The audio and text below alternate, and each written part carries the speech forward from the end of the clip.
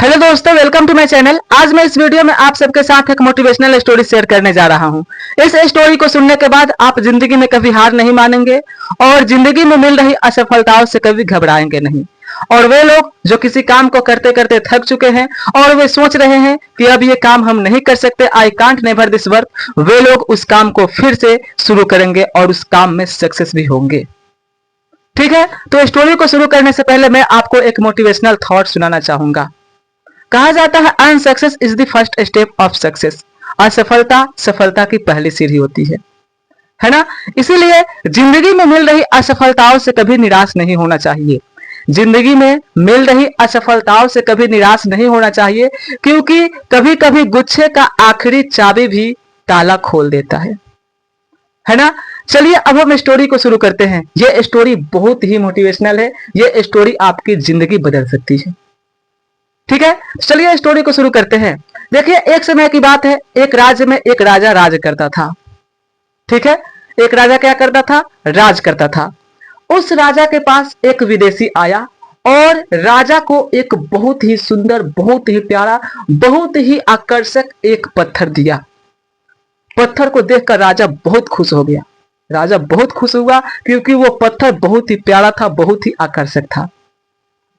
पत्थर को देखकर राजा खुश हो गया और सोचा कि इतना अच्छा, इतना प्यारा और इतना आकर्षक पत्थर से तो भगवान की मूर्ति ही बननी चाहिए।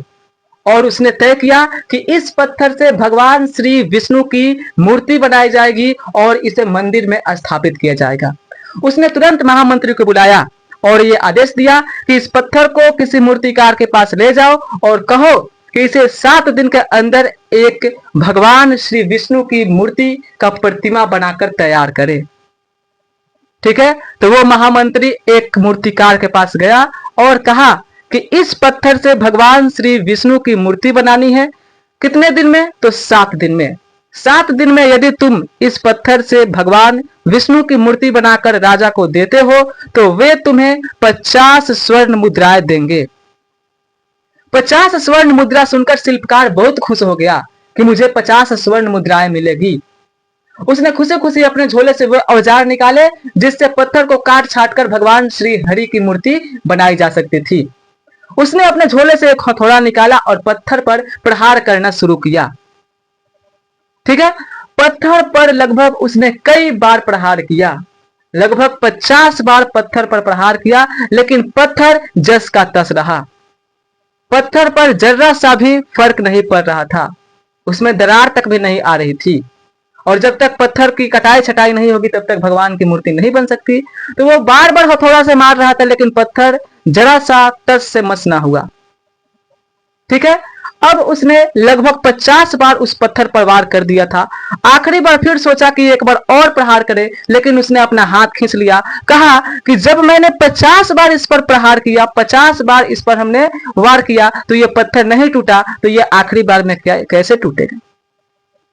और उसने अपना हाथ खींच लिया और हथौड़े को झोले में रख दिया।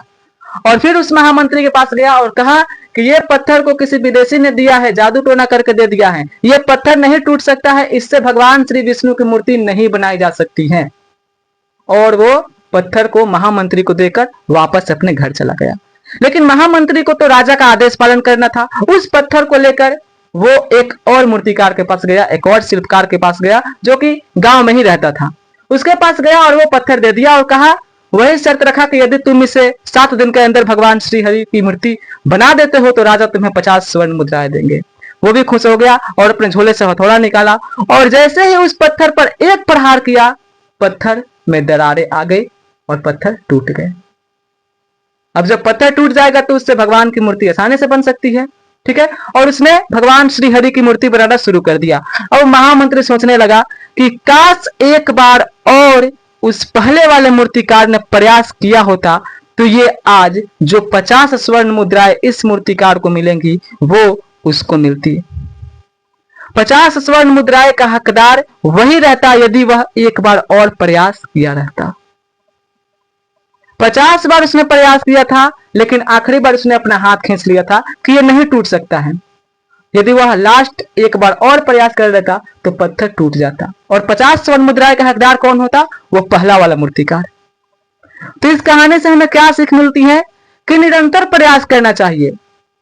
बार बार असफलता मिलने के बाद भी हमें प्रयास करते रहना चाहिए, क्योंकि क्या पता जिस तरह से गुच्छे का आखिरी चाबी ताला खोल देता है, उसी तरह से हमारा आखिरी प्रयास हमारी किस्मत बदल दे, हमारी किस्मत का ताला खोल दे।